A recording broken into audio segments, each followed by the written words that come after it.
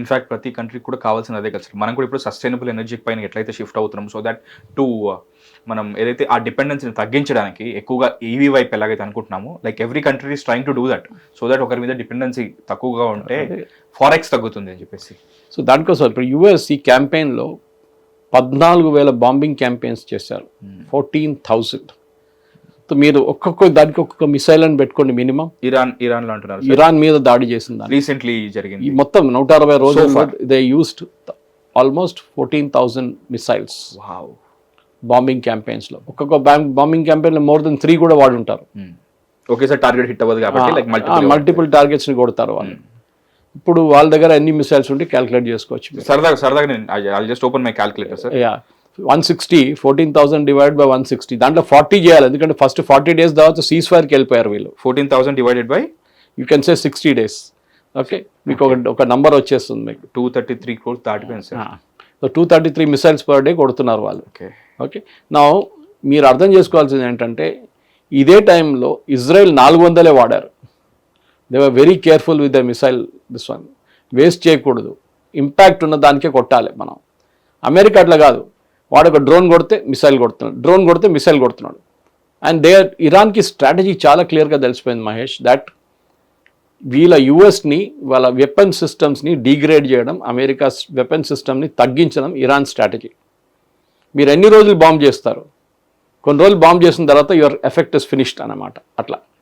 So ఇప్పుడున్న పరిస్థితుల్లో US దగ్గర ఆయుధాలు లేవు. ఫర్ ఎగ్జాంపుల్ ఈ యుద్ధం మొదలైనప్పుడు యుఎస్ దగ్గర 2,200 పేట్రియట్ మిసైల్స్ ఉండే యుఎస్ దగ్గర. అది వాళ్ళు సౌదీ అరేబియాలో పెట్టారో, ఇరాక్లో పెట్టారో, ఇరాన్లో పెట్టారు, నాట్ ఇరాన్, కువైట్లో పెట్టారో, బహ్రెయిన్లో పెట్టారో మనకు తెలియదు. బట్ వాళ్ళ దగ్గర కూడా ఉంటుంది, యుఎస్ దగ్గర కూడా ఉంటుంది. దాంట్లో ఆల్మోస్ట్ more than 60% వాడుకున్నారు ఇప్పుడు దాకా. 60 to 70%. మిగతా ఎంత ఉంటుంది అప్పుడు 400 ఎంత ఉంటుంది ఇప్పుడు. థర్డ్ మిసైల్ సిస్టమ్స్లో 80% వాడుకున్నారు. అవి ఇంకా థర్డ్ లెవెల్ ఎప్పుడు పడితే అప్పుడు వాడకుండా థర్డ్ లెవెల్లో వాడతారు. అలాంటి వెరీ ఎక్స్పెన్సివ్ అయిపోయాయి. ఒక్కొక్కటి 5 million ఇందాక చెప్పారు. So now they have no missiles. వాళ్ళ డిఫెన్సివ్ లేదు, ఒఫెన్సివ్ లేదు. ఏం చేస్తారు ఇప్పుడు? మీరు ఇండియా దగ్గర వచ్చి అడిగితే it will be insult for you. And మీ సిస్టమ్స్కి ఇంటిగ్రేట్ కాదు మన మిసైల్స్ వాళ్ళ సిస్టమ్స్కి. ఇజ్రాయలీ సిస్టమ్స్కి మనది ఉంటుంది, ఎందుకంటే మన ఇజ్రాయెల్ టెక్నాలజీ యూస్ చేస్తున్నాం మనం. మన హైదరాబాద్లోనే కంపెనీ ఉంది, ఇజ్రాయలీ కంపెనీ ఎల్బిట్ అని చెప్పేసి. We make weapon systems with them. ఎక్కడ సార్ ఏరియాలో? అది డిఫెన్స్ సెక్టర్లో ఉంది. అది they keep it as and ఎక్కువ పబ్లిసిటీ ఇవ్వరు వాళ్ళు దాన్ని. కొంతమంది మన దగ్గర ఏఐఎంఎం వాళ్ళు కొంచెం పుకారు లేపారు, హైదరాబాద్లో ఎట్టొచ్చారు ఇజ్రాయలీస్ అది ఇది అని చెప్పి. కానీ ఇండియన్ గవర్నమెంట్ అన్నారు we are providing top security to them. వాళ్ళు మనకు కూడా ఆయుధాలు తయారు చేసి ఇస్తున్నారు, వాళ్ళు ఇజ్రాయెల్ కూడా తీసుకెళ్తున్నారు ఆయుధాలు ఇక్కడి నుంచి. కొత్తగా ఉంది సార్ ఇది. There are lot of companies in India, Israeli companies. వాళ్ళు ఎక్కువ పబ్లిసిటీ ఇవ్వరు, వాళ్ళ పని చేసుకుంటారు అంతే. మన దగ్గర కాస్ట్ ఆఫ్ ప్రొడక్షన్ చాలా తక్కువ. అండ్ మన దగ్గర సైంటిఫిక్ బెంట్ ఆఫ్ మైండ్ ఉన్న యంగ్స్టర్స్ చాలా ఉన్నారు, ఇంజనీర్స్ ఉన్నారు. సో వాళ్ళకి అది కావాలి. సో చాలా రిజర్వ్డ్గా ఉంటారు, లో ప్రొఫైల్ మెయింటైన్ చేస్తారు అంతే. And they do their work quietly. మనకు కావాల్సిన ఆయుధాలు మనం తీసుకుంటాం, వాళ్ళకి కావాల్సిన వాళ్ళు తీసుకెళ్తారు ఇజ్రాయెల్కి అన్నమాట. ఇన్ఫ్యాక్ట్ మన యుద్ధం మొదలై ఫస్ట్ వీక్ సెకండ్ వీక్లో ఒక షిప్ని సిరియా అడ్డుకున్నారు. This was before during the July war తర్వాత లాస్ట్ ఇయర్. ఆ షిప్లో మొత్తం ఇండియా నుంచి తీసుకెళ్ళిన ఆయుధాలు ఉండేవి. దాన్ని సిరియా అడ్డుకొని మేము దాన్ని అలౌ చేయము అది ఇది అని చెప్పి పెద్ద డ్రామా చేశారు. సో ఇజ్రాయెల్ ఒక వార్నింగ్ ఇచ్చారు, 12 hours ఇస్తున్నాం, ఆ షిప్ రిలీజ్ చేయండి లేకుండా మేము చూసుకుంటాం అన్నారు. క్వైట్లీ సిరియా రిలీజ్ చేసేసారు. అప్పుడు Bashar al Assad was there at that time అన్నమాట. ఈ వాజ్ రూలింగ్. సో ఇప్పుడున్న దాని ప్రకారం ఈ స్టోరీతో వచ్చిన తర్వాత వాషింగ్టన్ పోస్ట్ ఈ గల్ఫ్ దేశాలకి యుఎస్కి ఉన్న సంబంధాలు కూడా చాలా మటుకు డిటీరియరేట్ అయినాయి. ఇప్పుడు Mohammed bin Salman Saudi Arabia చాలా క్లియర్గా తెలిసిపోయింది దట్ యుఎస్ ఎప్పుడు సహాయం చేయరు మమ్మల్ని, US will not help us అని ఒక క్లారిటీ వచ్చింది. సో ట్రంప్ దీని నుంచి బయటపడడానికి ట్రై చేస్తున్నారు, చాలా రోజుల నుంచి ట్రై చేస్తున్నారు. ప్లీజ్ చెప్పండి, మేము గెలిచామని చెప్పండి, ఇరాన్ మేము వెళ్ళిపోతాం. ఇరాన్ అది వెళ్ళనియట్లేదు. ఇరాన్ స్ట్రాటజీ చాలా క్లియర్. ఈవెన్ నిన్న వైస్ ప్రెసిడెంట్ జేడీ వాన్స్ ఒక స్పీచ్ ఇస్తున్నారు, it's a real messy negotiation అన్నారు. అండ్ ఇరానియన్స్ చాలా టఫ్ నెగోషియేటర్స్, వాళ్ళు ఎక్స్పర్ట్ నెగోషియేషన్లు అన్నారు. 2 సంవత్సరాలు జేసీపీ అగ్రిమెంట్ నెగోషియేట్ చేశారు ప్రెసిడెంట్ ఒబామా టీంతోని. సో వాళ్ళు నెగోషియేటింగ్ చేయడంలో ఛాంపియన్స్ వాళ్ళు. దానికోసం ఎంఓయూ అట్లా రాపించుకున్నారు వాళ్ళు, అంబిగ్వస్ లాంగ్వేజ్లో. Okay, Iran will administer the strait of Hormuz. Administer అంటే ఏంటి, మీనింగ్ ఏంటి దాన్ని? ఈ పాకిస్తాన్ వాళ్ళు ఉంటారు దాంట్లో, వాడికి ఇంగ్లీష్ తెలియదు, ఏం తెలియదు షబాజ్ షరీఫ్కి, వాడు డ్రాప్ చేస్తుంటాడు ఇది. సో ఇట్స్ నౌ మెస్ అన్నమాట. అడ్మినిస్టర్ అంటే ఇరాన్ అంటున్నారు, మేము టోల్ కలెక్ట్ చేస్తాం. మీరు అన్నారు కదా 0.5 of the 14-page memorandum of understand. ఆ యూఎస్ అంటున్నారు అడ్మినిస్టర్ అంటే అడ్మినిస్ట్రేషన్. అడ్మినిస్ట్రేషన్కి డబ్బులు తీసుకోవాలి కదా. ఒక షిప్ని ఇక్కడి నుంచి అక్కడ పంపించాలంటే మేము మా రడార్ యూజ్ చేయాలి, మా ట్రాకింగ్ సిస్టమ్స్ యూజ్ చేయాలి, అక్కడ మైన్ ఉందో లేదో చూడాలి. ఇదంతా మేము చూసి మాకు ఖర్చులు ఉంటాయా, మాకు డబ్బులు కావాలి దానికి. సో గల్ఫ్ నేషన్స్ అంటున్నారు ఈ డబ్బులు ఇచ్చే ప్రసక్తే లేదు. It's an international waterway. ఇప్పుడు దాని మీదే అన్నిటికీ పెద్ద డిబేట్ నడుస్తుంది. ఇవాళ పొద్దున ఇరాన్లో ఉన్న ఒక ఐలాండ్ ఉంది near the strait of Hormuz, it's called Qeshm island. అక్కడ ఇవాళ పొద్దున ఏదో బాంబింగ్ జరిగింది. సెంట్కామ్ ఏం కన్ఫర్మ్ చేయలేదు, but Al Jazeera news confirm చేశారు. అండ్ ఎవరు చేశారో బాంబింగ్ తెలియదు, అది లేకుండా అది యాంటీ ఎయిర్క్రాఫ్ట్ బాంబింగ్ ఉందా తెలియదు, అది కూడా జరిగింది. But something happened in Qeshm island today morning అనమాట, ఇవాళ పొద్దున జరిగింది. సో ఇప్పుడున్న దాని ప్రకారం ఈ మిడ్ టర్మ్ పోల్స్ వస్తూ వస్తూ ప్రెసిడెంట్ ట్రంప్ ఇంకా ముందుకు ఎట్లా వెళ్తారనే పెద్ద ఒక ప్రశ్న ఉంది Mahesh. Whether he will take it up, దీని నుంచి బ్యాక్అవుట్ చేస్తారా, లేకుంటే ఇది ఇంకా కొన్ని రోజులు నడిపించుకుంటా మిడ్ టర్మ్ దాకా నడిపించి మళ్ళీ బాంబింగ్ మొదలు పెడతారో తెలియదు. ఇప్పుడు అక్కడే ఆగిందన్నమాట. సార్ ఇప్పుడు యుఎస్ వైపు చూస్తే ఇంత ట్రాన్స్పరెంట్గా మా దగ్గర ఇంతే ఉంది, చెప్పాలంటే అమ్యునేషన్ లేని సిచ్యువేషన్ ఇది. సో ఏదో కొంచెం రిజర్వ్డ్ అమ్యునేషన్ మాత్రమే ఉంది, సో దట్ ఎవరైనా దాడి చేస్తే దానికి ప్రతిదాడి చేయడానికి అన్నట్టుగా, అది కూడా మళ్ళీ ఫుల్ ఫ్లెజ్డ్గా కదా, ఏదో కొంచెం ఉంచుకున్నాయి అంతే. ఇవి ఇంత ట్రాన్స్పరెంట్గా చెప్తున్నాయి. అట్ ది సేమ్ టైం అంటే ఇంత దాడి చేసిన అమెరికా ఇలా చెప్తుంటే, మనం రీసెంట్లీ లైక్ ఏదైతే 1 month బ్యాక్ మాట్లాడుకున్నామో జియో పొలిటిక్స్ గురించి, అప్పుడు కొన్ని క్రూషియల్ స్పాట్స్ పైన చాలా విగరస్గా దాడి చేశారు, 8,000 స్పాట్స్ పైన ఒకసారిగా. ఇప్పుడు ఇరాన్ పరిస్థితి ఏంటి సార్? ఎందుకంటే వాళ్ళది ఎప్పుడు గోప్యంగా, ఇప్పుడు మిస్టీరియస్గానే ఉంటుంది. వాళ్ళ అమ్యునేషన్ గురించి మనకేమన్నా డేటా ఉందా, లేకపోతే వాళ్ళు ఇప్పుడు ఎలాంటి స్టాండ్ తీసుకున్నారు? ఎందుకంటే how strong are they now? Iran economically completely shatter అయిపోయారు. ఆల్రెడీ ఉండే, ఇప్పుడు ఇంకా షాటర్ అయిపోయారు. వాళ్ళు ఆల్మోస్ట్ 180% ఇన్ఫ్లేషన్ నడుస్తుంది, 180%, 180%. వాళ్ళ కరెన్సీకి వాల్యూ లేదు. ఓకే, ఒక లోఫ్ ఆఫ్ బ్రెడ్ కొనాలంటే చిన్న ఒక పికప్ ట్రక్లో డబ్బులు తీసుకెళ్ళాలి, ఆ పరిస్థితిలో ఉన్నారు. కానీ ఇరాన్ దగ్గర ఉన్న అన్నిటికంటే పెద్ద స్ట్రెంగ్త్ ఏంటంటే, ఇది వాళ్ళ సద్దాం హుసేన్ నుంచి నేర్చుకున్నారు. వాళ్ళు సద్దాం హుసేన్తోని ATR వార్ చేసినప్పటి నుంచి నేర్చుకున్న ఒకటి ఏంటంటే, మనం సెల్ఫ్ సఫిషియెంట్గా ఉండాలి ఆయుధాలు తయారు చేయడంలో. అట్లనే వాళ్ళు షహీద్ డ్రోన్స్ డెవలప్మెంట్ మొదలుపెట్టారు. ఇనీషియలీ టర్కీ హెల్ప్ చేశారని చెప్తున్నారు, మనకు ఎగ్జాక్ట్లీ తెలియదు ఆ టైంలో. ఇప్పుడు షహీద్ డ్రోన్ అనేది ఈవెన్ మన దగ్గర కూడా మనం మాట్లాడుతున్నప్పుడు, మన ఆర్మీ కానీ మన అపోలియన్ డైనమిక్స్ లాంటి కంపెనీలు మాట్లాడుతున్నప్పుడు కూడా we talk of equivalent of Shahed drones. Shahed drone ఒక ల్యాండ్ మార్క్, అంటే టెక్నాలజికల్ ఇప్పుడు అది ఆబ్సిలేట్ అయిపోయింది, పెద్ద డ్రోన్ కాదు ఇది ఇప్పుడు. కానీ దాని వేరియేషన్స్ తీసుకొచ్చారు షహీద్ డ్రోన్ది. అంటే అది మీరు ప్రొడక్షన్ స్కేలప్ చేసుకోవచ్చు ఇమ్మీడియట్గా. ఒక రోజులోనే మీరు 10,000 తయారు చేసుకోవచ్చు, ఒక రోజులోనే 5,000 తయారు చేసుకోవచ్చు. సో దాంట్లో డిఫరెంట్ వర్షన్స్ ఉన్నాయి షహీద్ డ్రోన్స్లో. అది మెజర్మెంట్ లాస్ట్. సో ఇరాన్ దగ్గర ఉన్న అన్నిటికంటే పెద్ద అడ్వాంటేజ్ అంటే వాళ్ళ దగ్గర ఎయిర్క్రాఫ్ట్ లేదు, ఎయిర్ ఫోర్స్ అనేది పోయింది మొత్తం, నేవీ లేదు, బేసెస్ కూడా లేవు, ఆర్మీ అనేది ఓన్లీ రెవల్యూషనరీ గార్డ్స్ ఉన్నారు, వాళ్ళు యుద్ధం చూడలేదు ఇంకా వాళ్ళు. కానీ వాళ్ళ దగ్గర ఉన్నది ఏంటి, they have got drones, they got missiles చాలా మటుకు తగ్గింది. మిసైల్స్ ఉంటే కూడా లాంచ్ చేయడం, లాంచర్స్ని ఇజ్రాయెల్ కొట్టారు చాలా మటుకు, ఈవెన్ అమెరికా కూడా కొట్టారు. చెప్పారు మీరు, ఒక చిన్న లారీలోంచి కూడా ఇట్లా లాంచ్ చేస్తారు వాళ్ళు. సో మిసైల్స్ ఉంటే కూడా మీరు లాంచర్స్ లేకుండా మీరు ఏం చేయలేరు. దివాళీ పటాకాలకి మీరు చేతిలో పట్టుకొని మీరు కాల్చడం, మీరు బాటిల్లో పెట్టి చేస్తారు. So that it takes a trajectory. True. Bottle లేదనుకోండి, it's a risky thing for you, ఎటెల్తో చెప్పలేము. So at the same time డ్రోన్స్ని వాళ్ళు ర్యాపిడ్గా ప్రొడ్యూస్ చేసుకుంటున్నారు. అక్కడ ఒక చిన్న కాటేజ్ ఇండస్ట్రీ అయిపోయింది. కానీ డ్రోన్స్ కావాల్సిన మెటల్ కానీ, దానికి కావాల్సిన ట్రాకింగ్ సిస్టమ్స్ కానీ చాలా మటుకు చైనా నుంచి వస్తుంది. ఈ లాస్ట్ ఒక 160 రోజుల్లో, ఒక 100 రోజులు అని చెప్పొచ్చు, ఇరాన్కి ఇప్పుడు స్టాక్ రావట్లేదు చైనా నుంచి. సీజ్ఫైర్ అయిన తర్వాత చైనా వాళ్ళ షిప్స్ పంపిస్తుండే దేనికి, ఆయిల్ తీసుకెళ్ళడానికి. కానీ ఆయిల్తో పాటు వస్తూ వాళ్ళు మిసైల్స్ పార్ట్స్ తీసుకొస్తారు, వెళ్తున్నప్పుడు ఆయిల్ తీసుకొని వెళ్ళిపోతారు. ఓకే, వచ్చిన తర్వాత అసెంబుల్ చేసుకుంటారు అక్కడ. అది ఇప్పుడు జరగట్లేదు. అండ్ ఇరాన్ అసెంబుల్ చేస్తున్న డ్రోన్స్ అన్ని వాళ్ళు చాలా పెద్ద మౌంటైన్స్ కింద పెట్టుకుంటున్నారు, కొండల కింద. పెద్ద ఫ్యాక్టరీస్ ఉన్నాయి అక్కడ వాళ్ళకి. కొండల కింద. వీడియోస్ ఉన్నాయి దాని గురించి, మీరు చూడొచ్చు. ఇరానియన్ డ్రోన్స్ అని చెప్పి పెద్ద ఒక చిన్న ఎయిర్క్రాఫ్ట్ లాగా ఉంటుంది ఆ డ్రోన్స్. తక్కువ ఏం కాదు. మన డ్రోన్ అంటే మన పెళ్లి డ్రోన్లు అనుకుంటారు, అది కాదు. You're talking of like an aircraft almost. Okay. So అట్లాంటి చిన్న ఒక ఎయిర్క్రాఫ్ట్ లాగా ఉంటుంది అది.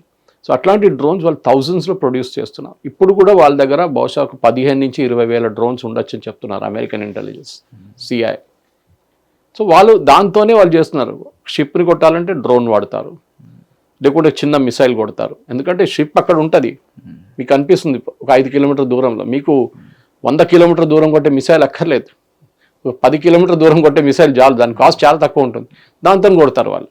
అండ్ అది దాన్ని మ్యానుఫ్యాక్చరింగ్ కూడా చాలా వేగంగా జరుగుతుంది, చాలా తక్కువ కాస్ట్ జరుగుతుంది, కావాల్సినంత చేసుకుంటున్నారు. ఇన్ఫాక్ట్ మొత్తం టెక్నాలజీ వాళ్ళు రష్యాకి ఇచ్చారు. రష్యా ఇప్పుడు షహీద్ డ్రోన్స్ని వాడుతున్నారు యుక్రెయిన్ వ్యతిరేకంగా ఎన్నో రోజుల నుంచి. ఆల్మోస్ట్ 2 years నుంచి they are using Shahed drones. So మనం అర్థం చేసుకోవాల్సింది ఏంటంటే ఇప్పుడున్న యుద్ధం అనేది కాన్సెప్ట్ మారిపోయింది. ముందట్లాగా మన బాహుబలి సినిమా లాగా ఒక 1000 మంది 2000 మంది అట్లా పరిగెత్తుండి అక్కడ వైపు వెళ్ళడం కాదు. సెకండ్ వరల్డ్ వార్లో తుపాకీలు పట్టుకొని ట్రెంచ్లో కూర్చొని ట్రెంచ్ వార్ఫేర్ చేశారు. ట్యాంకులు తీసుకెళ్లారు మన 71 వార్లో బంగ్లాదేశ్ వైపు, పాకిస్తాన్ వైపు, వెస్ట్ పాకిస్తాన్ వైపు. ఇదన్నీ మనం చేసాం అప్పుడు. ఇప్పుడు యుద్ధం అట్లా కాదు. ఎవడో ఎక్కడో కూర్చొని ఒక చిన్న యూనిట్లో కూర్చొని మిసైల్స్ కొడుతున్నాడు అక్కడి నుంచి. సో మిసైల్కి టార్గెట్ ఇస్తున్నారు, మిసైల్ గైడెన్స్ సిస్టమ్ ఇస్తున్నాడు, అక్కడ వెళ్ళి కొట్టు అని చెప్పి బటన్ ప్రెస్ చేస్తే అది వెళ్ళిపోతుంది. మీరు మీ ఆర్మీని పంపించక్కర్లేదు అక్కడికి, మీ ఎయిర్క్రాఫ్ట్ని పంపించక్కర్లేదు అక్కడికి. సో లో కాస్ట్ వార్ఫేర్ వచ్చిందనమాట. ఇరాన్ నేర్చుకున్న అన్నిటికంటే పెద్దది ఏంటంటే లో కాస్ట్ వార్ఫేర్తోనే ఇప్పుడు వాళ్ళు సక్సెస్ఫుల్ అవుతున్నారు వాళ్ళు. And that is what they are very good at, low cost warfare. So మనం అర్థం చేసుకోవాలి మహేష్, ఇప్పుడున్న వార్ డాక్ట్రిన్ అనేది మారిపోయింది చాలా మటుకు. పాత సిస్టమ్స్ లాగా కాదు. నా దగ్గర 500 ఎయిర్క్రాఫ్ట్ ఉంది, ఏం చేసుకుంటావు? వాడి దగ్గర 30,000 డ్రోన్లు ఉంది, ఆ డ్రోన్తో మీ ఎయిర్క్రాఫ్ట్ని కొడతారు. మీరు చూసుంటారు ఒక 2 నెలల ముందు అమెరికన్ అపాషే హెలికాప్టర్ని కొట్టారు స్ట్రేట్ ఆఫ్ హార్మోస్లో. ఒక చిన్న మిసైల్ డ్రోన్ యూజ్ చేసి కొట్టారు వాళ్ళు. That is costing millions Apache helicopter. దాన్ని ఒక $20,000 డ్రోన్తో కొట్టారు వాళ్ళు. సో ఇరాన్ నేర్చుకుంది అది డేవిడ్ వర్సెస్ గొలాయత్ బ్యాటిల్లో. మీ దగ్గర అన్కన్వెన్షనల్ వెపన్, ఇది వియట్నాం వార్ నుంచి చాలా మటుకు వచ్చిన లెసన్స్. ఇది వియట్నాంలో ఇంత పెద్ద పవర్ఫుల్గా ఉన్న అమెరికన్ ఆర్మీని 19 సంవత్సరాలు పోరాటం చేసి ఓడించిన గెరిల్లాస్ ఉన్నారు అక్కడ. వాళ్ళ దగ్గర ఏం లేకుండా బేసిక్ ఆయుధాలు, మనలాగా లుంగి కట్టుకొని అక్కడ కూడా నథింగ్ అట్లాంటి వాళ్ళు పోరాటం చేసి ఓడించారు అమెరికన్ ఆర్మీని. 19 years. In fact the general who led that war, Ho Chi Minh, ఆయన ఒక ఇల్లు థాయిలాండ్లో ఉంది. So when I'd gone to ఒక నాకోమ్ ఫెనామ్ అని చెప్పి కంబోడియా లావోస్ బార్డర్ దగ్గర ఉందన్నమాట అది. నేను అక్కడ పనిచేస్తున్నప్పుడు థాయిలాండ్లో బ్యాంకాక్లో నేను అక్కడికి వెళ్ళాను ఒక రోజు. It's about 1 hour flight from Bangkok. వెళ్ళి I went to his house to see it. Even though నేను కమ్యూనిస్ట్ భావజాలంతో అసలు నాకు సింపతి లేదు, కానీ ఎట్లాంటి మనిషి అని తెలుసుకోవడానికి వెళ్ళాను. అక్కడ యాక్చువల్లీ ఒక ఫిలిం ఫెస్టివల్ ఉండే. సో ఫిలిం ఫెస్టివల్కి వెళ్ళాను నేను, దాంతోపాటు ఇది కూడా. సో అక్కడ చాలా క్లియర్గా రాసి పెట్టారు how he conceive the entire thing. థాయిలాండ్లో కూర్చొని he was directing the war in Cambodia, Vietnam. Okay, అది చాలా మటుకు we should understand the psychology అన్నమాట. సో మీరు మాట్లాడడం చాలా ఈజీ ఉంటుంది, యుద్ధం ఏంటి ఎట్లా నడిపించారని, కానీ it's a different concept altogether. Guerrilla warfare గురించి తెలుసుకున్నాం, ఇప్పుడు లో కాస్ట్ వార్ఫేర్ గురించి చూస్తున్నాం సార్. వీటి మధ్యలో ఇండియా స్టాండ్ ఏంటి? ఎందుకంటే Netanyahu calls Modi and discusses West Asia crisis, India Israel ties అని చెప్పేసి చెప్పారు. సో మోడీ గారి స్పందన ఏంటి? మనం దేని మీద ఉన్నాం? మనం in fact I'm just looking at the conversation. ఏం కాన్వర్జేషన్ చేశారు నేను చూశాను, నేను నోట్ చూశాను. Okay, obviously the entire the బయటికి ఇవ్వరు వాళ్ళు. ఓకే, సో ఈ మోదీ గారు మాట్లాడింది మోస్ట్లీ మిసైల్ గురించి ఉండొచ్చు, దాని గురించి ఉండొచ్చు, కానీ మనం చూసింది ఏంటంటే మెయిన్గా ఈ ఇండియా వియట్నాం, ఇండియా ఇజ్రాయెల్, మనం మిగతా వార్లన్నీ చూసుకుంటున్నప్పుడు Israeli warfare is technological warfare. మనం ఇప్పుడే వియట్నాం గురించి మాట్లాడాం. We're talking of the Vietcong and the North Vietnamese army నడుమ ఇట్లా వాళ్ళు చేసిన పోరాటం కానీ హిట్ అండ్ రన్ టాక్టిక్స్ కానీ, ఇజ్రాయెల్ ఇదే టాక్టిక్ ఫేస్ చేస్తున్నారు లెబనాన్ నుంచి అండ్ గాజా నుంచి. మనం చూస్తున్నాం నిన్న కూడా ఇజ్రాయేలీ 2 సోల్జర్స్ చనిపోయారు లెబనాన్లో. నిన్న హెవీ బాంబింగ్ క్యాంపెయిన్ నడిచింది అక్కడ. సో ఇప్పుడు మోస్ట్ ప్రాబబ్లీ నేను అనుకుంటాను ఇట్ మస్ట్ బి ఆయుధాల కోసం ఉన్న కాల్ ఉండొచ్చు. They would have talk to each other about weapon systems. Israel కావాల్సిన వెపన్స్ ఎక్కడి నుంచి తెచ్చుకోవాలి, ఇజ్రాయలీ టెక్నాలజీ. ఎందుకంటే మన ఇజ్రాయెల్ రెండిట్లో 2 మేజర్ ఇండస్ట్రీస్ అని చెప్పలేము. ఒకటైతే అగ్రికల్చర్. యాక్చువల్లీ వాళ్ళు they are very good agriculture. వాళ్ళ దగ్గర వర్షం చాలా తక్కువ పడుతుంది, కానీ they are one of the most productive agriculture countries in the world. Israel. మన చంద్రబాబు నాయుడు గారు కుప్పం తెచ్చుకున్నారు వాళ్ళని. ఇప్పుడు కదా ఆయన ఉమ్మడి ఆంధ్రప్రదేశ్లో ముఖ్యమంత్రిగా ఉన్నప్పుడు కుప్పం తీసుకొచ్చారు ఆయన వాళ్ళని. కుప్పం మీద రెయిన్ షాడో ఏరియా. ఎట్లా చేస్తారు మీరు అక్కడ, అది ఇక్కడ కూడా రెప్లికేట్ చేయండి అని చెప్పేసి. రెండవది they very good is in health care. Super. వాళ్ళ health care technology is the best in the world. నేను చాలా మంది సైంటిస్ట్ని కలిసాను హెల్త్ కేర్ కాన్ఫరెన్సెస్లో. వాళ్ళు ఇక్కడ ఇండియాకి వచ్చినప్పుడు. చిన్న కంట్రీ కానీ brilliant in terms of that. ఎందుకంటే necessity the mother of invention అంటారు ఇంగ్లీష్లో. మీరు దగ్గర ఏం లేనప్పుడు మీరు ఉన్న దాన్ని పెట్టుకుని మీరు డెవలప్ చేస్తారు. మూడవది మీరు చూస్తే చాలా మటుకు వాళ్ళ దగ్గర ఉన్న డిఫెన్స్ టెక్నాలజీ. వాళ్ళ దగ్గర కూడా ఒక రఫేల్ ఉంది. మా ఈ రఫేల్ కాదు అది. That's a Rafale systems which makes missiles, which makes drones, which makes అన్నీ చేస్తారు వాళ్ళు. వాళ్ళు కూడా ఇండియాలో ఉన్నారు. వాళ్ళకు యూనిట్. ఓకే, మన దగ్గర ఎల్బిట్ ఉంది ఒకటి, చెప్పాను చూడండి. అట్లా చాలా యూనిట్స్ ఉంది వాళ్ళ దగ్గర టెక్నాలజీ వైజ్, డిఫెన్స్ వైజ్.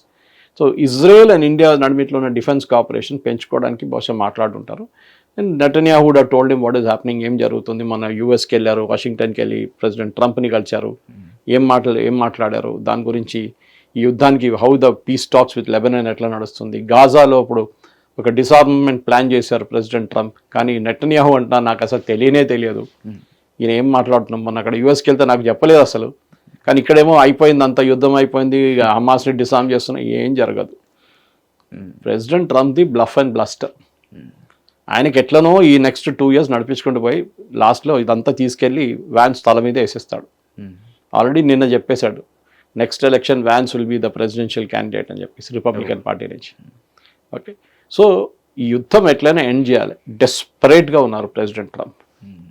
దీనికి ఎట్లయినా బయటపడాలి. ఖర్చులు చాలా అవుతున్నాయి, ఆయుధాలు లేవు, ఆర్మీ ఈస్ టయర్డ్. ఇవాళ చూసాను ఒక మదర్, షీ వాజ్ కంప్లైనింగ్, వాళ్ళ కొడుకు ఫోన్ చేశారంట ఒక ఎయిర్క్రాఫ్ట్ క్యారియర్ నుంచి ఫోన్ చేసి, ఇక్కడ సబ్బు లేదమ్మా, సబ్బు పంపించు అని చెప్పిన. ఆలోచించండి, సబ్బు లేదు, నీళ్ళు లేవు అంట. ఎందుకంటే వాళ్ళు ఆల్మోస్ట్ 4 నెలల నుంచి ఇక్కడ ఉన్నారు వాళ్ళు aircraft carriers, and they are floating cities.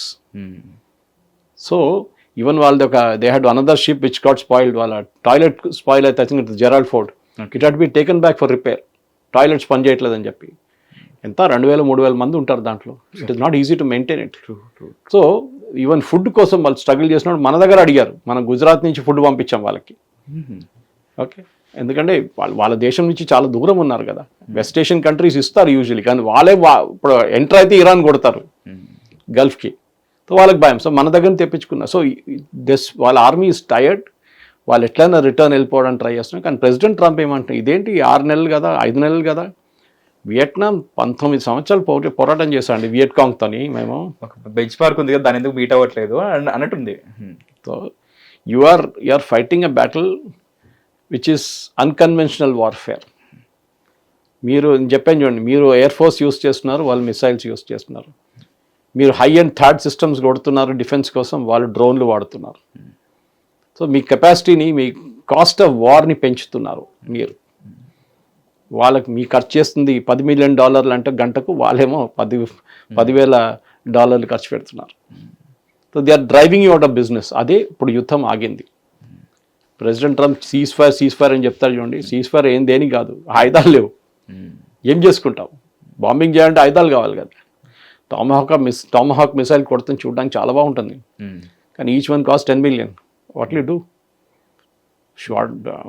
Saddam Hussein వ్యతిరేకంగా ఎన్ని వాడాం, rare visual and costly visual. Saddam హుసేన్తో పోరాటం చేసినప్పుడు they got out very fast. ఇన్ని రోజులు కాలేదు అది. కాస్ట్ తగ్గొద్దు. అప్పుడు కూడా ఖర్చు పెట్టారు చాలా మటుకు, but they got out really fast. వాళ్ళు వెళ్ళారు, ఇరాకీ గవర్నమెంట్ని కొట్టేశారు, సద్దాం హుసేన్ పట్టుకున్నారు, వాళ్ళు ఊరి తీసేశారు, అయిపోయింది, బయటకు వచ్చేసారు. Of course this place is in a mess even now. అదే అమెరికా స్పెషాలిటీ. అమెరికా ఎక్కడ వెళ్తారో ఆ కంట్రీని మొత్తం ధ్వంసం చేసి మెస్ అయి పెట్టేసి వచ్చేస్తారు బయటికి. వాళ్ళు మేనేజ్ చేయలేరు. You can take Afghanistan, you can take Syria, you can take Libya, Iraq. ఎక్కడ వెళ్తారో వాళ్ళు ఇదే చేస్తారు. Good at destroying.